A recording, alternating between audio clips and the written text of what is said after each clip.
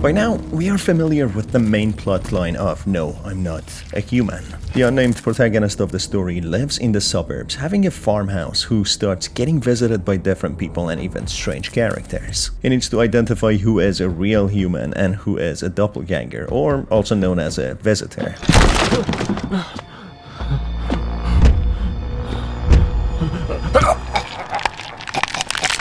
As a cataclysmic event causing the sun to have flares and overheat woke up strange entities who crawled out from under the ground. The sun flares has risen the outside temperatures to such high levels that going out during the day will almost guarantee third-degree burns and eventually lead to death. That is why so many strangers knock on the protagonist's door to get invited in to escape the heat outside. In the midst of all this, the government has initiated a cleanup mission and set up quarantine zones through setting up an organization known as FEMA to isolate suspected individuals and those who seemingly show symptoms of having caught a strange disease which would eventually lead them to become hostile as the entities from under the ground. In the full release game, the story begins as normal, except we get an intro of a conversation between the neighbor and the protagonist. The neighbor describes how he is coming back from a trip that he just had with his family and how his daughter is getting ready to start school. We get shots of the fictional town, which happens to have a beach, so it might have a sea or even a lake. This neighbor later comes to pay the protagonist a visit and to warn him about what he has heard so far about these strange entities known as visitors. He instructs the protagonist to be careful of who he lets in and to also make sure that he won't be alone, as there is a strange man who visits homes and kills people who are alone. Soon enough, the neighbor's daughter comes and they go back home. The protagonist then starts getting his first visitors, the tall man and the homeless lady. As usual, these guests can be tested by using a guideline from the national TV channels, reporting on the symptoms that the visitors could display. The first sign is having perfectly white teeth, and as such, the protagonist can test the first two guests based on this, asking to see their teeth and getting to know them and their backstories. This time around, we have a telephone as a new feature in the game. We can contact the neighbor to begin with and have a chat with him, and we can also dial a nearby shop which can deliver Energica and coffee to us, and some more items. These are essential items, as Energica allows the protagonist to ask more questions, filling up an energy level. Next to the telephone, we find a photo of a mysterious woman. Who could this woman be? Could it be an unknown family member to the protagonist, or even his wife? Well, according to what we learn later in the video, the protagonist has been estranged from his father and his family, and he lives a lonely life. So this could potentially be his sister or his mother. There's not much we know about his backstory, but it is a woman that he deeply cared about, who is not there anymore. As the night comes, the delivery man arrives. The deliveries exclusively take place at nighttime only, as otherwise the delivery person would get roasted under the heat of the sun. Even though there are visitors out on the loose, the poor delivery person has to still work, having one of the most dangerous jobs. As a couple of days pass, we come across the pale tall man who is standing outside of the house, just staring directly in the protagonist's direction, as if studying him and observing him,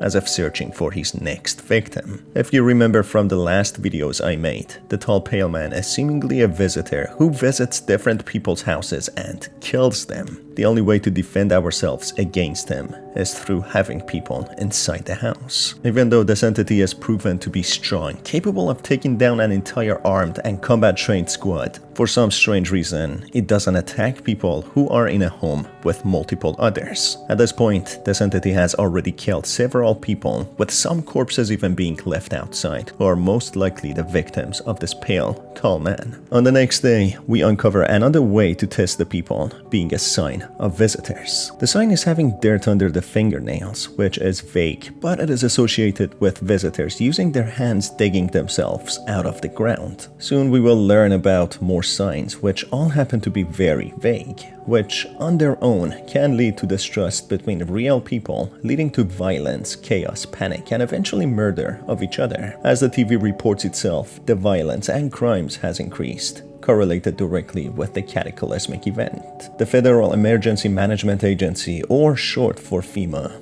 has been funded by the government to supposedly protect the people and identify the visitors and dispose of them. The FEMA agents are dressed in full hazmat suits as a way to protect themselves against any contagion or diseases that the parasites might carry. In the midst of all this, con artists seem to try to take advantage of the vulnerable by offering their spiritual and religious services to paranoid and panicked people. On the radio, we hear how there is an organization spreading fear amongst people, telling them anyone can have the visitor's condition, such as dirt on their nails, white teeth, or red eyes, and anyone can be a visitor, manipulating people that even if they are not, they could be one. Doing so, they explain a spirit is inside them and they can offer their services if they call them, which of course would involve money. This displays the cruelty of humans and how some would take advantage of anyone in any circumstances. Calling the number that they provide on the telephone, we learn they go on a rant on how every single activity or every single action has some sort of deeper meaning related to the visitor spirit. At the end of each call, we are charged a consultation fee, calling these con artists who call themselves psychics. Anyway, as the day comes to an end and the night falls upon us, we get the first direct encounter with the terrifying pale tall man who has been seemingly observing us for a while. The menacing tone and taunting way that he asks questions runs shivers down the protagonist's spine. As in a mocking and rhetoric way, he asks if the protagonist's door is strong enough as he needs one nowadays and if he is home alone or not, as things are dangerous now. Even telling him that we have a gun, the tall man simply teases and taunts the protagonist even more,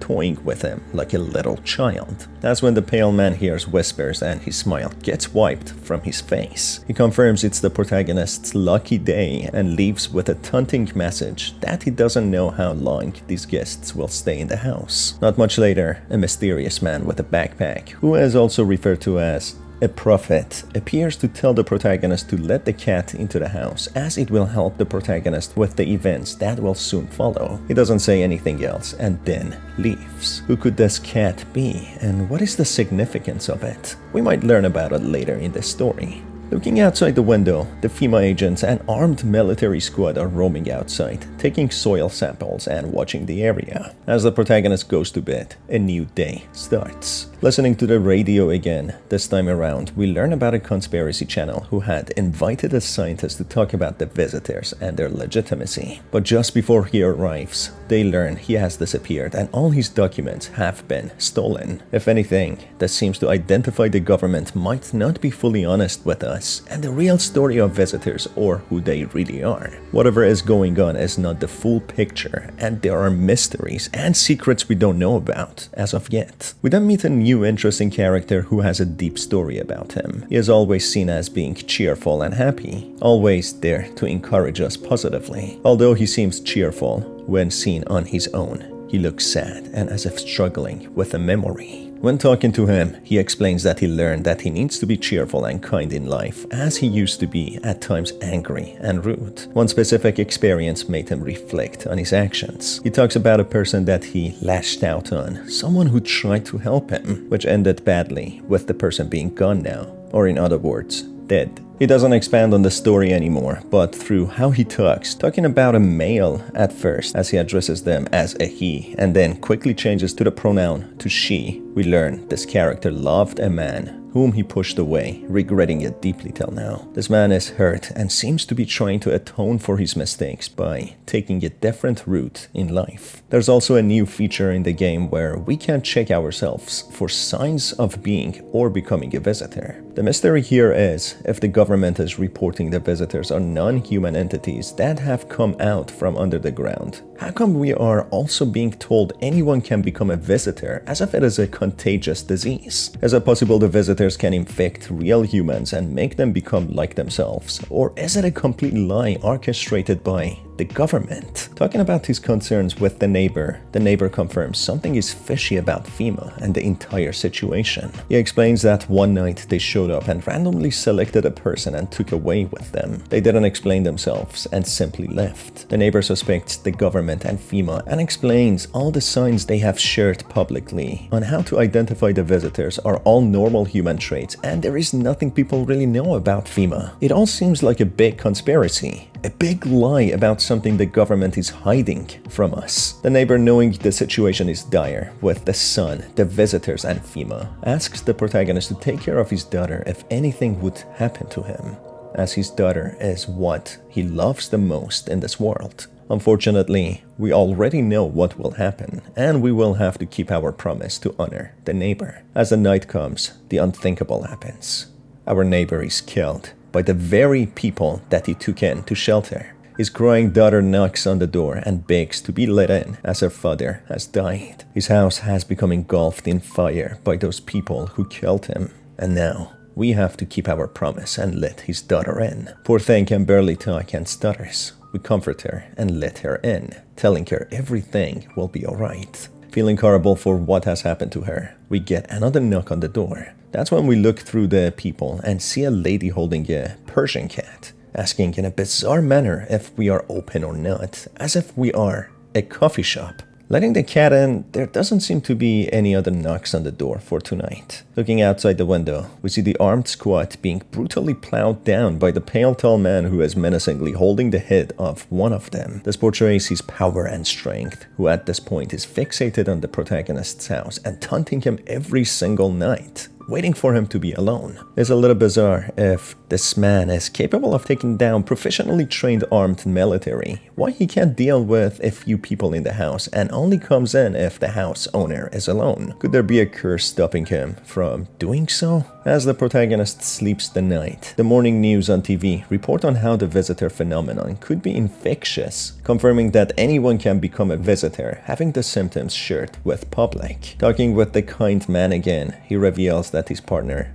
has died, as he left the house after an argument and came back to see him dead in a burned down house. This tragic memory stayed with him, and now he wants to learn from it and be kind to others, as one can never know when it'll be the end of their life. Trying to talk to the neighbor's daughter, it's clear that she's still grieving and badly hurt, so the protagonist gives her some more time and space. On the radio, we get the number of a new service, which happens to be called Phone Roulette, where we get connected to random people to talk to. The person we get connected to on the Phone Roulette service explains that she traveled to a cold place where she heard about the cataclysm, which confirms that there are cold places out there still, and by the way that they describe it, saying nothing grows and it's rocky, they could be describing Iceland. She then continues that she wanted her best friend to go with her, but something happened, and when the cataclysm happened worldwide, they banned all flights and travels, which ended up separating the two for good. She then confesses that she loved him and he probably loved her back, but neither of them confessed, which makes her regret it till now.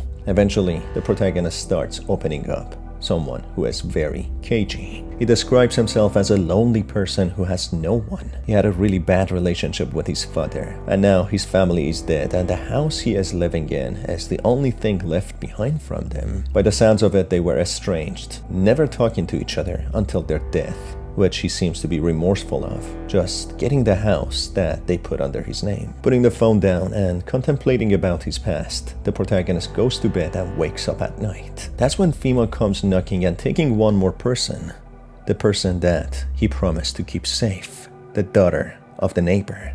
Being unable to do anything about it, he asks where the other person is that they took, with the hazmat suit guy at first being hesitant, but then explaining that there is a quarantine isolation period. After that, the person will be returned. But again, that's something quite doubtful, and something we will learn to be an absolute lie. As they leave, the protagonist is left with nothing but anger and resentment for them, wanting to do something so badly, but having his hands tied. Just then, we get another visit from the pale, tall man. This entity is a lot more democratic now and tries reason. He asks about the hazmat suit guy and tries to incite the protagonist to take actions into his own hands rather than letting them do what they want to. Times are rough lately. Just one thing after another. Am I right? Should we take matters into our own hands? But you can't do anything. Can you ward off death? Can you stop flood, decay, and fires? All you can do is stop a heartbeat.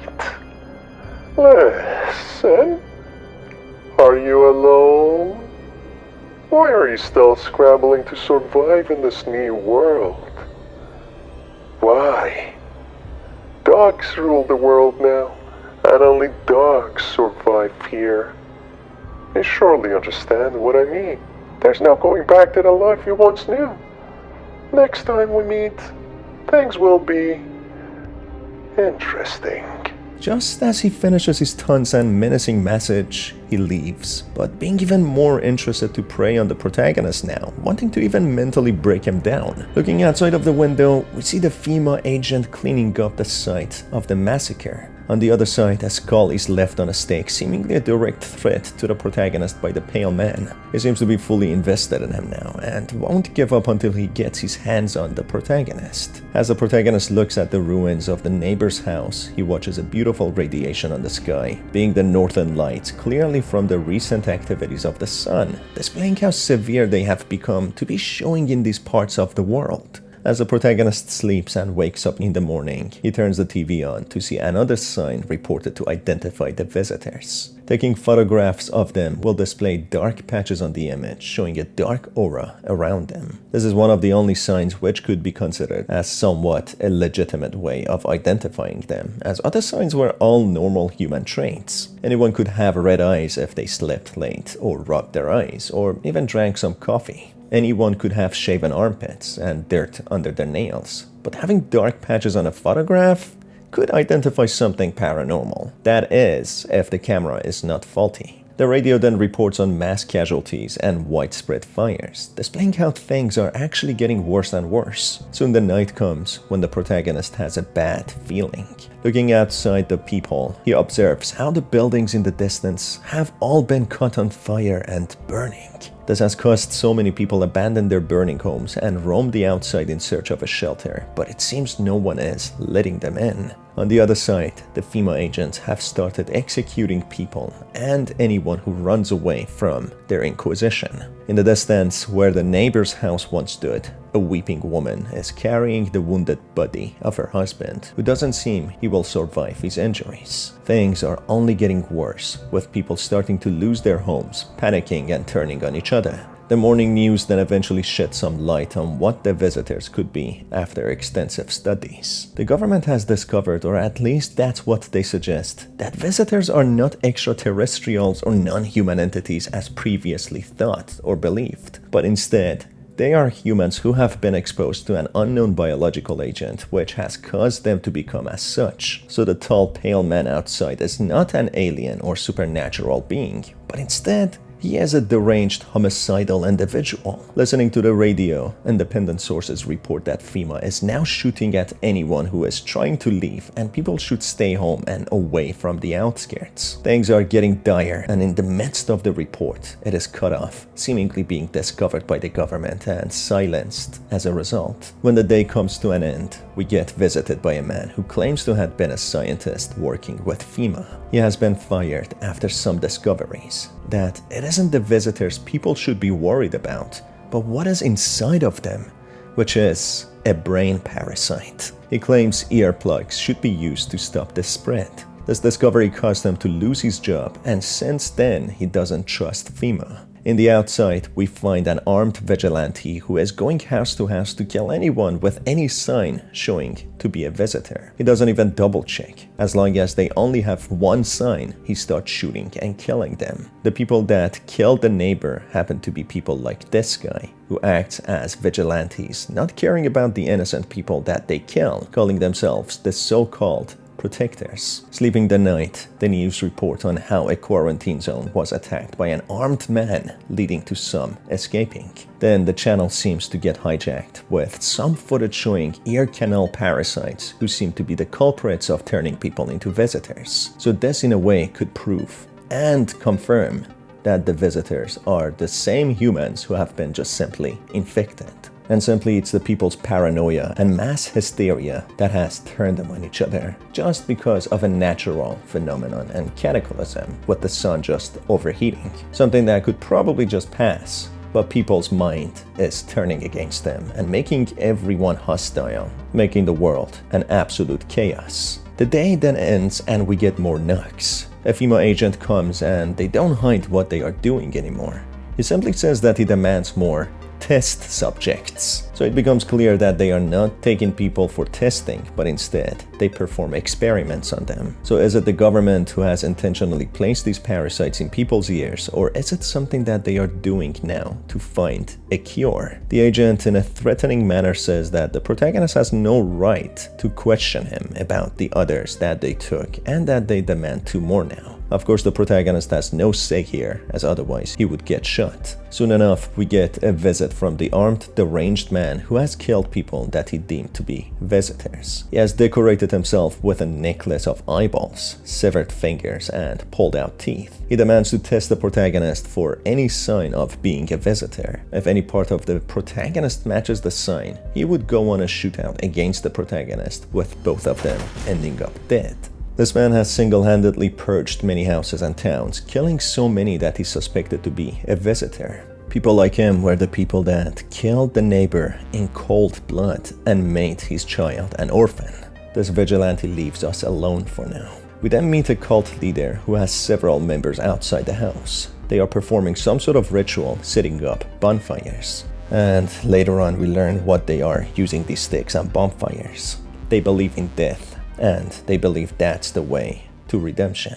Looking outside the window, many people are being quarantined by FEMA, and some corpses have been put on a display as a taunting reminder for people trying to escape, or maybe for potential visitors. The protagonist ends the night by going to sleep to watch the news tomorrow morning. The news reports on how FEMA is supposedly helping out the survivors from the quarantine zone attack, and they are now housing them in the outskirts using the houses of homeowners. This of course means that homeowners will be now forced to shelter strangers. A new identifier is then revealed, being bleeding gums. The news also reported about the new rising cults, mentioning that they are against the FEMA. So maybe after all, they would be some sort of help. With the world seemingly collapsing, FEMA and the government being one mysterious entity that is always on the hunt for new test subjects, the multiple cults that each worship something new and cause destruction and death, the armed vigilantes who take matters into their own hands and kill innocent and visitor alike altogether, the sun flares and the radiation which would burn anyone down to a crisp, and the horrifying visitors, who we don't really know much about, whether they actually crawled up from beneath the ground or if a brain parasite caused them to become hostile. The cat the protagonist let in pulls the rug from the house, revealing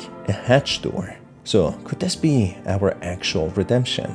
In there, while having some reserve food, we discover a half-dug hole. Continuing to fully dig it out, we come across a meticulous tunnel system which leads to a half-collapsed passage with a man barely being visible on the other side. He explains he alongside some of his friends dug beneath the ground in hopes of escaping the burning heat of the sun. That's when they came across this tunnel system which had already been dug before them. We eventually come across a mysterious hole which caused all sorts of anomalies. The compass going crazy and the animals getting disoriented and running away from it. Even one of the friends who went down never came back up. At this point, there's another person who is tied to a rope and has gone down. As we go to investigate, we drop down when we black out and come across an endless shallow water sea with a floating glowing object suspended in the air. This entity is calm and tranquil, telling the protagonist not to worry and that it is death. Revealing not much else, this being teleports the protagonist into an isolated place in a plentiful land. A grassland where everything can grow and a lonely house in the middle. As the protagonist enters, he starts feeling fear and loneliness, yet at the same time he feels calm and relaxed, and feeling like everything will be alright. As he enters the house, it feels like days, weeks, months, or even years have passed. The protagonist feels ease and calm, not remembering how he even got there, but he knows he met someone or something. He wishes to see them again, but there is no one and nothing, and the protagonist doesn't seem to need to eat or do anything. He feels tired of nothingness and doing nothing, yet he feels calm not having anyone or no worries or stress. He then sleeps in the grass and he lives there for eternity. Not much is revealed if he died or if this deity-like being just simply teleported his consciousness to another realm. All we know is that he is in a place that he always wanted to be alone. yet calm and happy at the same time. This is what he got, even though he felt alone anyway from before, losing connection with his father and family. Yet he isn't really remorseful here. If anything, it seems his feelings have been suppressed here, so he can be having an eternal peace.